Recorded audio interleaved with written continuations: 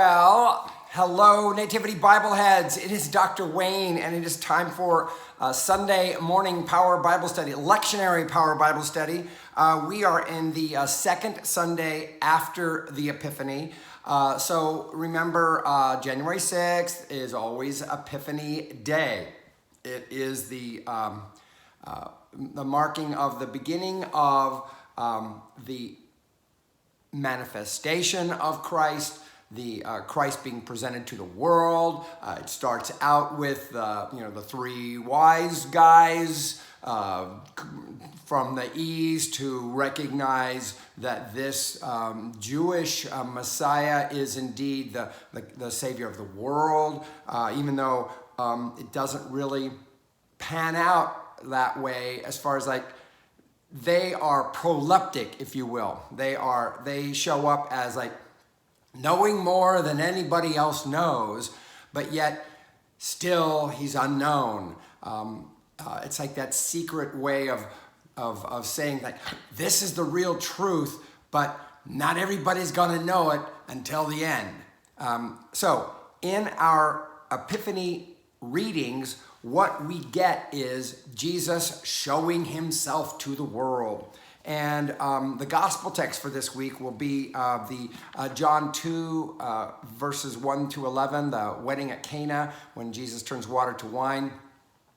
Very important aspect of his manifesting. We'll talk about that. But the other passages, of course, go along with that. We'll have a reading from Isaiah 62, 1 through 5, Psalm 36. In our worship, we're just going to do verses 5 through 10, but I might talk about the whole thing. 1 Corinthians 2, 1 to 11, the thing on spiritual gifts. We got a lot to cover with all of these readings. So let's start out with Isaiah 62, verses 1 to 5. Now, first of all, whenever we hear a chapter number for Isaiah, you always got to figure out in your head, okay, which part of Isaiah is this? Well, the number 62 should give you a clue. Okay, yeah, exactly. The last part of Isaiah. The last part of Isaiah is the part of Isaiah that is talking about the restoration of the taking back of the land. The people are now back, and they're ready to just rev it up big time because they're so happy to have they're not in exile, they're not mourning, they're not anticipating coming back, they're actually there, and then now they want to manifest something wonderful. That's what we get in Isaiah 62, verses 1 through 5. For Zion's sake, I will not keep silent, and for Jerusalem's sake, I will not rest. By the way, this is a classic Hebrew poetry. Remember, anytime we've got these strophic kind of lines, notice how the words kind of say the same thing, but sometimes a little different.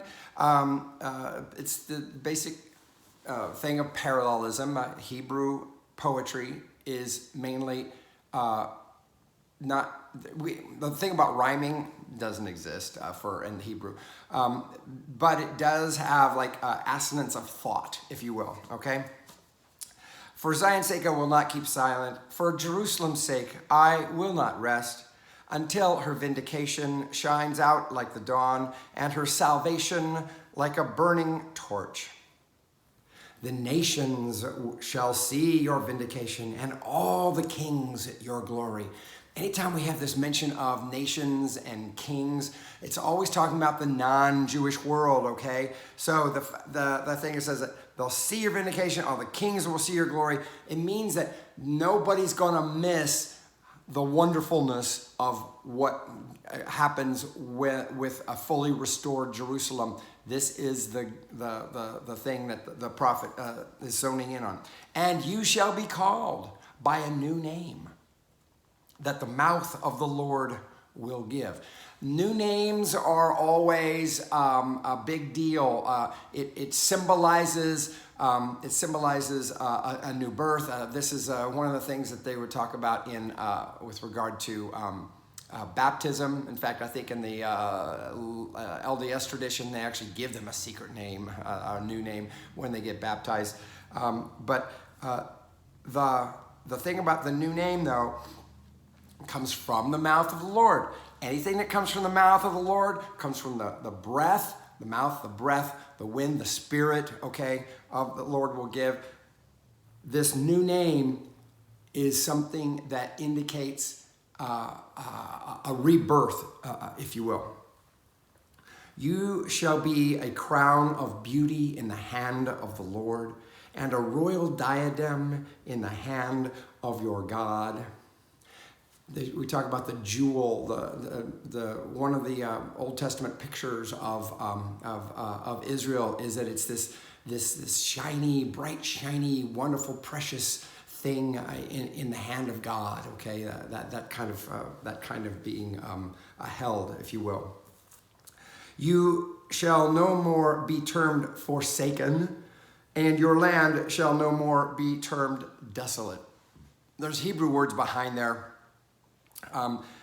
Neither one are all that fun to say. Not going to go into those right now. But this is what you were called. Okay, you as a people forsaken. Okay, yeah.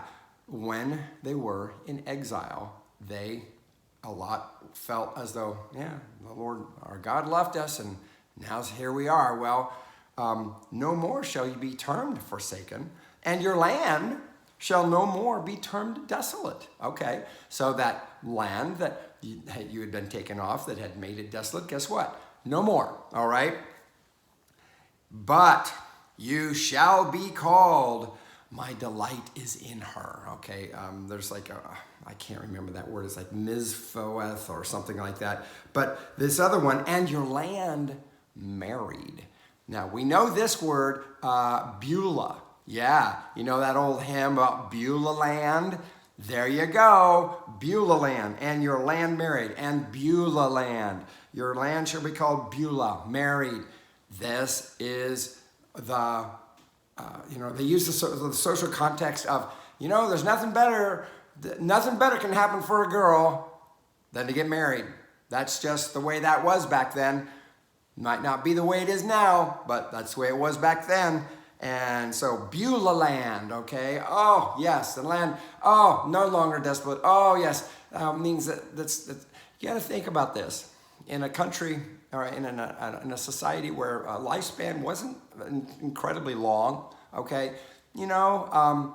Marriages they would be much more valued, and you can see why they would want the experience of celebrating nuptials. By the way, the wedding at Cana is going to be the gospel lesson today. Yeah, exactly. For the Lord delights in you, and your land shall be married. Okay, so takes those delight is in her name and the married name Beulah, and your land shall be Beulah. Okay,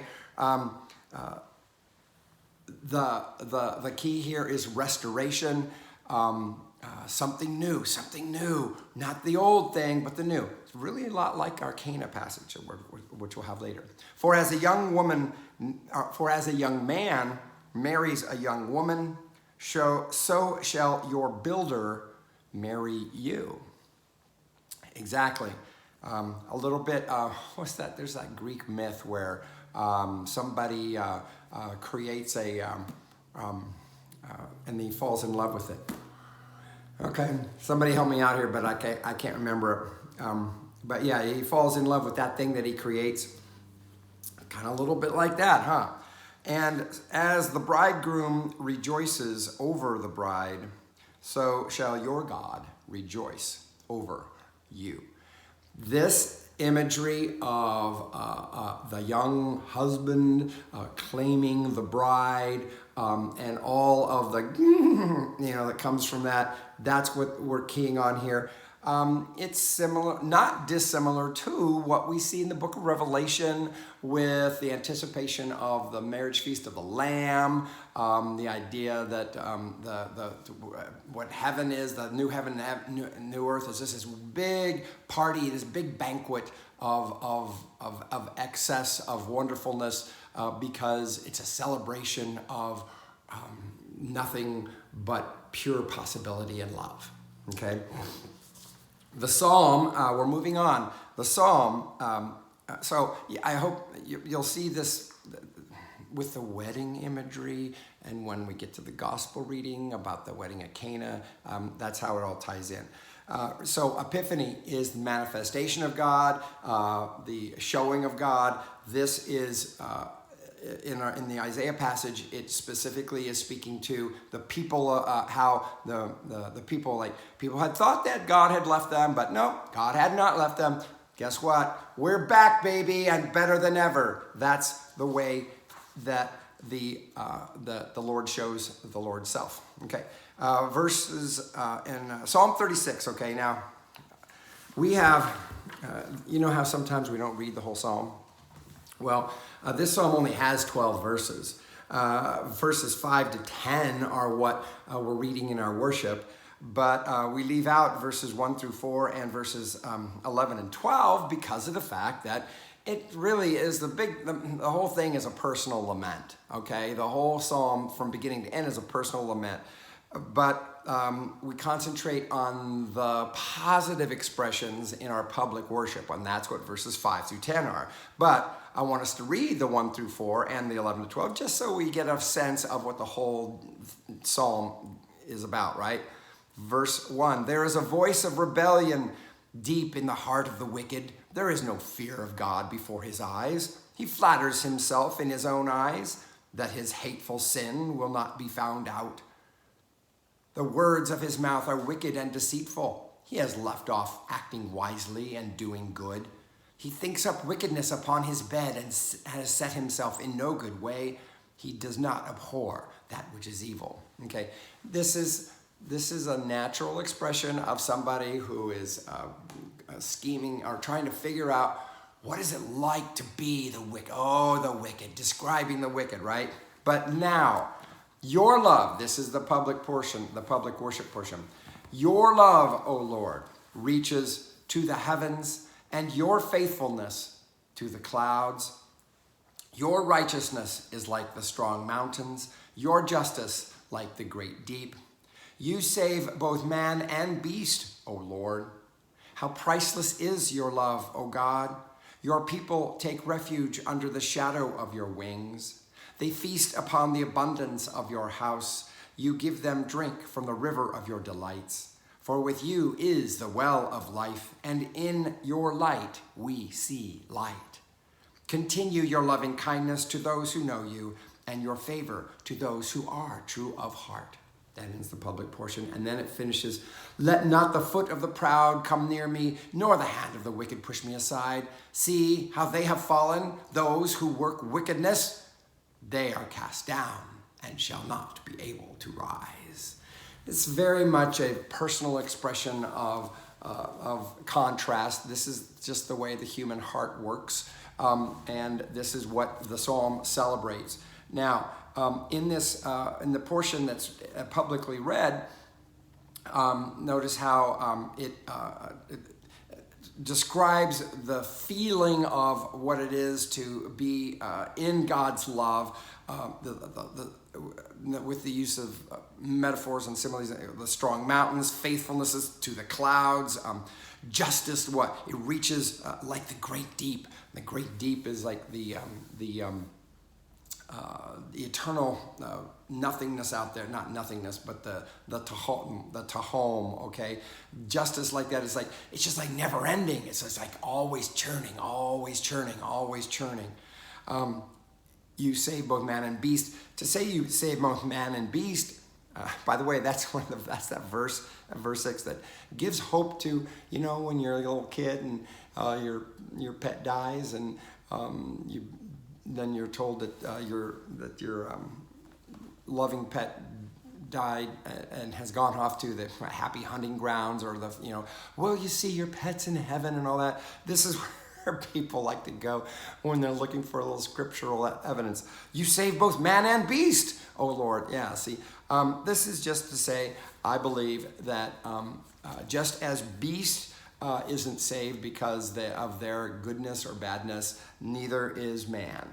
We're not saved because of our goodness or badness. It's all grace, okay? That's what I think it's saying. Although, if you want to go with that so that you'll see little Fluffy in heaven, go right along with it. How priceless is your love, O God. Your people take refuge under the shadow of your wings. That expression is obviously building on a metaphor of, like God as a bird. Not unusual. We've seen God as this hen, this mother hen, that picture. These metaphors are ubiquitous in Scripture. And when we are trying to express the feeling of grace, sometimes we just reach wherever and grab whatever we can to try to express it.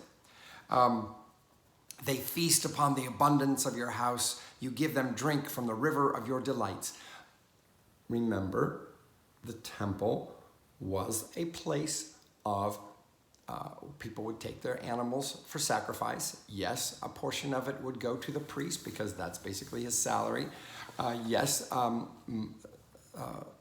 it would be cooked, if you will. And yes, they did eat. Sometimes there were different kinds of offerings. There were offerings where there were the whole thing got burnt up into smoke and went to God, and then there were the kind that basically became food. And what it ended up being was like a big old family barbecue, if you will. And so this is why they talk about feasting on the abundance of your house, giving them drink from the river of your delights. This is one of the things that would happen in the temple, was these kinds of family feastings, okay? For with you is the well of life, and in your light we see light. Continue your loving kindness to those who know you, and your favor to those who are true of heart. So anyway, whenever we see that passage, that phrase, loving kindness, by the way, it was also back in verse 5, it didn't get translated as such, but that Hebrew word chesed is a very key word in describing the covenant love of God. Sometimes we see the word loving kindness, sometimes we see covenant love. It means solidarity, God's solidarity with us. It gets translated a lot of different ways, but chesed, very key word in terms of describing God's solidarity with us, where there is no breaking, there's no such thing as even the possibility of breakage. Solidarity, loving kindness, covenant love. That is what our psalmist is referring to. So this reference to the feast, drinking from the river of your delights, this is part of why we would see there was a tie-in with the wedding at Cana, right? Because what is a wedding? It's a celebration, and it's a big party, it's a big feast, big festival, a lot of drinking and all of that. And that is why we have this tied in with our theme of Epiphany. Now, let us move on. We are going on to 1 Corinthians chapter 12. Now, we're going to get a lot of 1 Corinthians. In fact, 1st and 2nd Corinthians, we get that every year, by the way, in the Epiphany cycle of readings. And this year, we're going to get some pretty continuous type stuff here. This is that section where, remember, Paul is dealing with a church that is experiencing disruption. Some people, are expressing their gifts, if you will, in a way which is not edifying. And so Paul has to put the kibosh on, okay, let's just make sure we're all on the same page here. So we're going to start out this section of Corinthians. And like I said, we're going to be reading from it for the next few Sundays, several Sundays. But here, chapter 11 of 1 Corinthians, verses 1 through 11. Now, concerning spiritual gifts, brothers and sisters, I do not want you to be uninformed. Another word for uninformed is ignorant, by the way. We treat ignorant as a bad word, but it just means uninformed. You just haven't got the information yet, okay? Now, concerning spiritual gifts, brothers and sisters, I do not want you to be ignorant. You know that when you were pagans, you were enticed and led astray to idols that could not speak. So this is Paul's way of saying that are giving us a clue that the church wasn't mostly Jews. A lot of times the churches he wrote to, they may or may not have been like Jewish Christians, or they were Gentile Christians. These are obviously Gentile Christian, non-Jewish Christians, right? You were enticed, let us read. So so it's like, in the past, you've shown yourselves to be easily led astray, shall we say, okay? Therefore, I want you to understand that no one speaking by the Spirit of God ever says, let Jesus be cursed. And no one can say Jesus is Lord except by the Holy Spirit. Okay, it's very possible that Paul is dealing with one of the earliest Christological heresies that we know of, and that is in the Gnostic way of thinking. There was a strain of thought out there that held that matter was bad, okay? To have a body was bad because matter was inherently evil. And there were many pagan religions that celebrated this fact. And what you should attain to would be the Spirit. Oh, the Spirit. And it's very possible that some thought that there's no way Jesus could have had a real body because matter is evil. Therefore, if Jesus had matter, then he would be evil, and he wasn't. So he couldn't have actually had a real body. This is like I said, one of the earliest Christological heresies that were out there.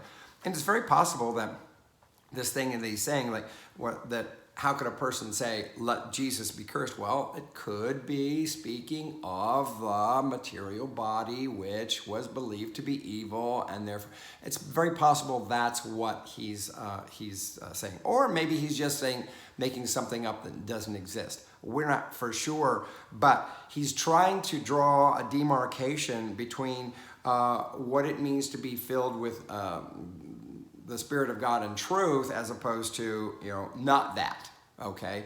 What we say when we are, when we're full of the true Spirit, there's nothing bad can come of it, is what Paul is trying to say.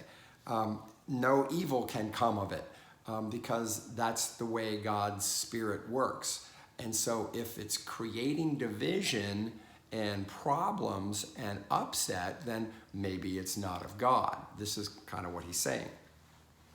Now, there are varieties of gifts, but the same Spirit. And there are varieties of services, but the same Lord. And there are varieties of activities, but it is the same God who activates all of them in everyone, okay? So this is Paul's launching into the thing about the Spirit. So it's very possible that that there were people in the church who claimed that their gifts were more special than others. And it's more likely that it's that gift of tongue speaking because of the fact that he refers to this in talking about the gifts as though there might be, it's causing division, okay? Notice varieties of gifts, but the same Spirit, varieties of services, but the same Lord. There are varieties of activities, but the same God who activates all of them. The idea is that if any of these things are resulting in division and disunity, maybe they're not of God, okay? Consider that. To each is given the manifestation of the Spirit for the common good. So we're each given we show the Spirit in a certain way. So here's that word manifestation. That's the same word for Epiphany. Okay, remember, this is the second Sunday after the Epiphany, in the season of Epiphany.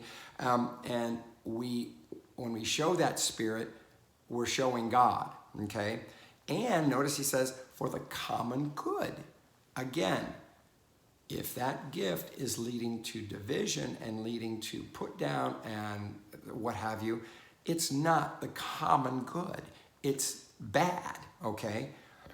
And now he's going to go through a laundry list of things here. Look, to one is given through the Spirit the utterance of wisdom, and to another the utterance of knowledge according to the same Spirit, to another faith by the same Spirit, to another gifts of healing by the one Spirit, to another the working of miracles, to another prophecy, to another the discernment of spirits, to another various kinds of tongues, to another the interpretation of tongues, okay? This isn't intended to be an all-inclusive list of gifts of the Spirit, okay? No. So many traditions try to treat this as some authoritative, finalized, like, oh, this is the list of, and you got to find out which one of these is yours. I don't like those exercises because I think it tries to force us into a thing that it's not like well, this doesn't really fit. Like we're trying to wear somebody else's shoes, you know. Paul is trying to combat divisiveness when people are arguing over, when the gifts cause division, okay? He's trying to argue against for that. It's like, if it's causing division, that maybe it's not as good as you think, all right? I'm not going to go into what all of these different kinds of things are, but I think you kind of get the idea, right? That maybe none of these like totally fits for you, but maybe it does. You know, that's fine. But notice how at the very end, that's when he mentions various kinds of tongues, and to another, the interpretation of tongues. This is what glossolalia, okay, this tongue speaking. It was controversial in the early church because it wasn't something that was specifically Christian. It existed outside of Christianity, and now it was exercised by people who were Christians, and some people are uncomfortable with it. Some people don't. I've been around it. Maybe you've been around it. It doesn't always. It's kind of like a little bit like, what? This is kind of weird. But Paul is trying to create order out of chaos. Remember, if people who are exercising this spiritual gift, you know, claim to be somehow, you know, are kind of a bit more puffed up and think that they're more important, then this is where he's trying to chop them down to size, if you will.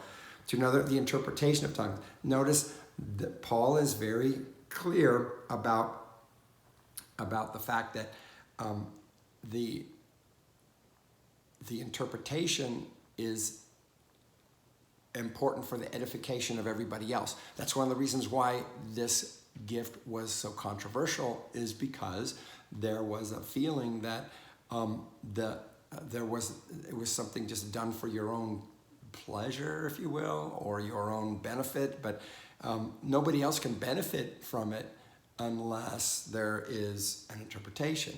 And Paul's emphasis is on that which edifies the whole, the WHOLE, whole. All these are activated by one and the same Spirit, who allots to each one individually just as the Spirit chooses.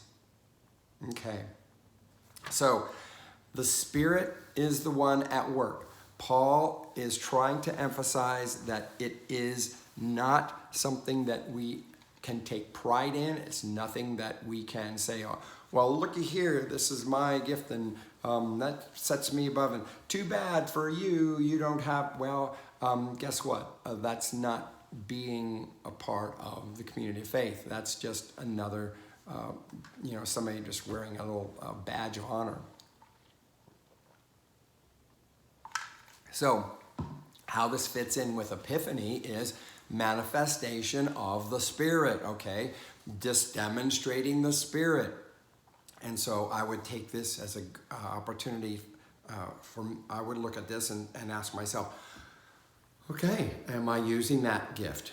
Am I manifesting God in what the Spirit has given me in that realm?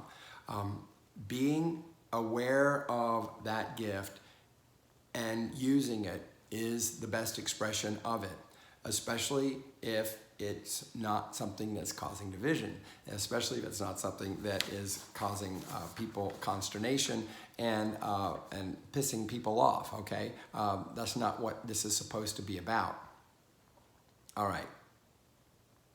And usually when we're pissing people off, what that means is we're not being faithful to the spirit of the gift as it was given to us. Okay? All right. We're moving on to John chapter 2, verses 1 to 11. Yeah, I know this is the year of Luke, but we can't get this Cana passage anywhere else but the Gospel of John. So we steal from John a chapter here for Epiphany. On the third day, there was a wedding in Cana of Galilee. Okay. This is kind of an interesting thing about on the third day. The third day is a proleptic reference to, yes, the resurrection, the crucifixion, resurrection, the third day. Remember that? Because before this, things that were happening were the next day this happened, the next day this happened, the next day this happened. And then it says on the third day. Well, this is a reference to there's a manifestation of something. If something's happening on the third day, it's gonna be something big and it's gonna be something real, okay? In John's gospel, what else happens on the third day? The cleansing of the temple. This is the way John interprets these things. He introduces them with that phrase. John always is looking toward the end, and he gives us these little prolepses, these little insights into like, oh, this is coming up, because I know you know how this is going to end. So these are his little clues that heighten the reader's awareness. On the third day, there was a wedding in Cana of Galilee, and the mother of Jesus was there. Notice it says mother of Jesus. Mary's name is never mentioned in John's gospel. Notice I didn't say Mary doesn't appear in John's gospel. Didn't say that. Her name is never mentioned in John's gospel. Very interesting. Some people think that Mary was John's source, if you will.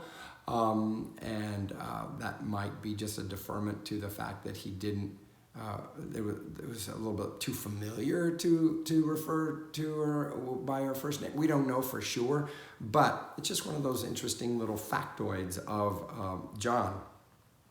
Jesus and his disciples, verse 2, Jesus and his disciples had also been invited to the wedding. Well, happenstance. When the wine gave out, the mother of Jesus said to him, "They have no wine." Now, we don't know exactly what she was saying to Jesus. If she was asking her, if she was asking him to do something about it, or if she was just consternating like everybody else there. Oh, they have no wine. I don't know. Or was she actually saying, we need you to do something about it? Well, let's read on. And Jesus said to her, "Woman, what concern is that to you and to me? My hour has not yet come." Yeah, so there may have been a knowing here of the fact that Mary knew what Jesus' future was, and Mary knew that there needed to come a time when he showed that. She didn't necessarily know what that was. I think she was just opening the gate of like, maybe this is the time. They have no wine, and what concern of that is to you and to me? I believe this is the natural way you would see a man who is ready to launch out. I don't think he's disrespecting his mother. I believe that he is honoring his future. and what it is that he is, his hour has not yet come. So it's like, I believe that Jesus is saying that, you know what, this might be the time for something, but not everything, okay? His mother said to the servants, do whatever he tells you.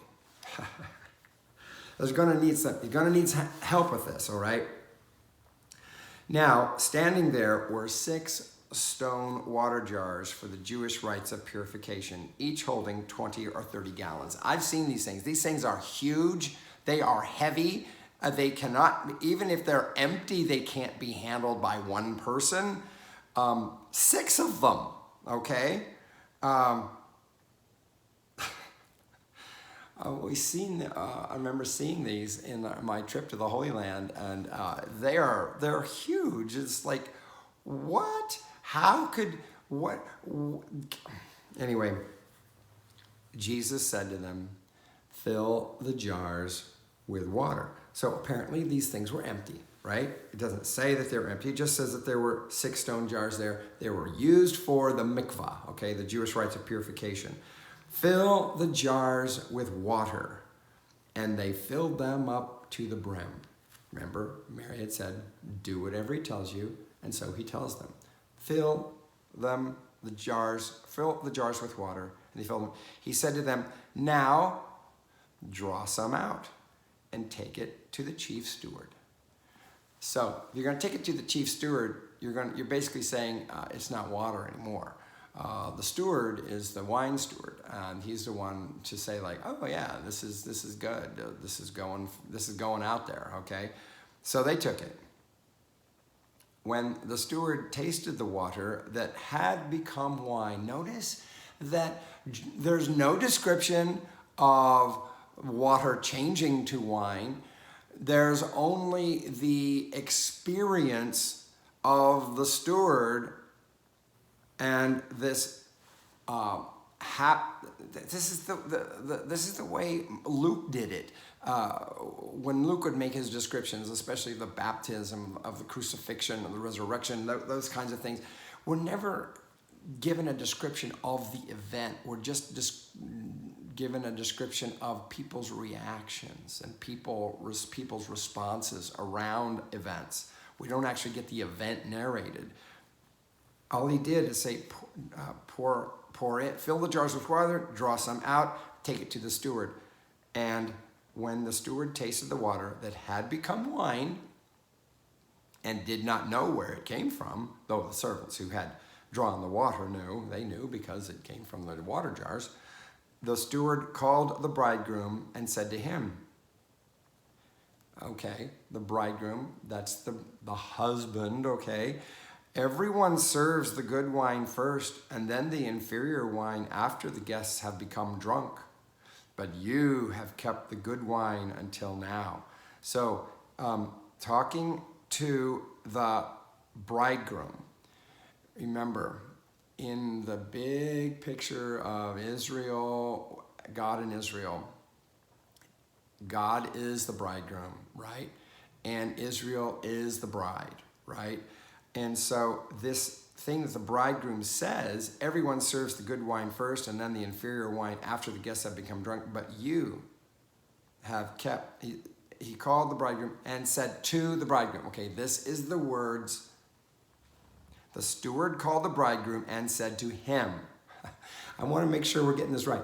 The steward is saying that. The steward is the one who understands the symbolic nature of the event. Notice that Jesus is not, made the hero of the party, okay? This is all about the meaning of the event, okay? It's the steward who says this.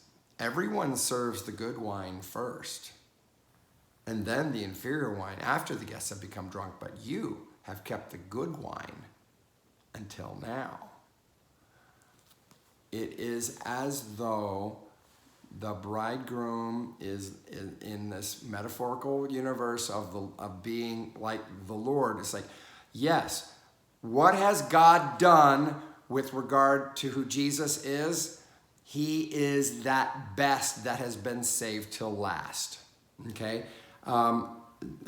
God's plan was always to bring Jesus forth for the manifestation of his love, of his salvation, of his gift of life, eternal life, not taking advantage of the fact that we're just too looped to even tell what's good and what's not. Well, what this is telling us is that in Jesus, we experience the best of God, despite the fact that we might not be able to tell. The steward can tell, okay? The steward, those with discriminating taste can tell, and that's what we get with this manifestation. That's why we need people to educate us about, okay, well, this is Christ. This is actually Christ coming. This is, you know how people in life try to point to circumstances and say, well, that's just another sign of things are going downhill. Well, guess what? Listen to the wine steward. The wine steward knows that we're already a little bit looped. So we're being brought in with some prophecy, some truth speaking from God. Yeah, you know what? Maybe that's the Lord. God has saved the best till now. And you might be a little bit too looped to get that. I think this is a great lesson. But you have kept the good wine until now. That's what God has done. God has kept the good wine until now. Jesus did this, the first of his signs, in Cana of Galilee, and revealed his glory, and his disciples believed in him.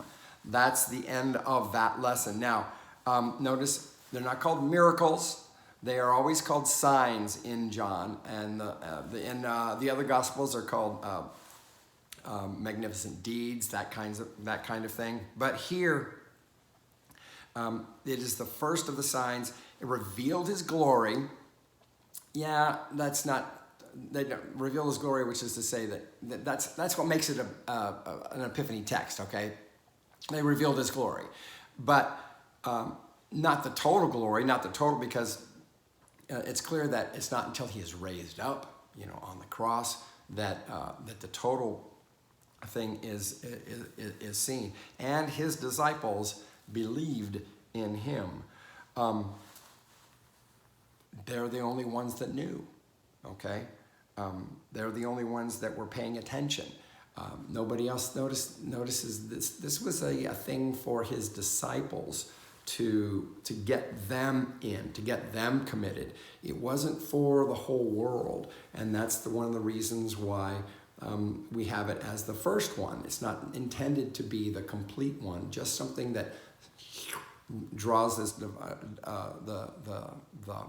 disciples into an understanding of who Jesus is, so that they'll want to stay with him, and they do.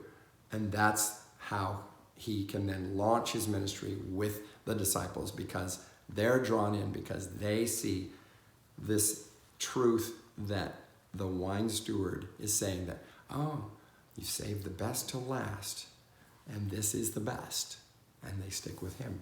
So this is John's specific kind of a message.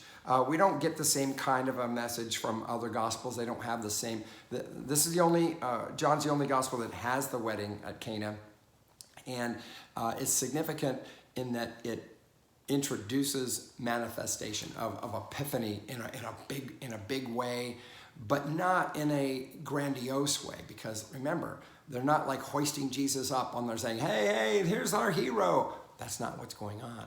This is for the benefit of the disciples, so that they would believe in him, so that Jesus can then launch into his ministry. And it's not going to be long after this that he goes into the temple and does that cleansing in the Gospel of John. But that is it for this, the second Sunday after the Epiphany.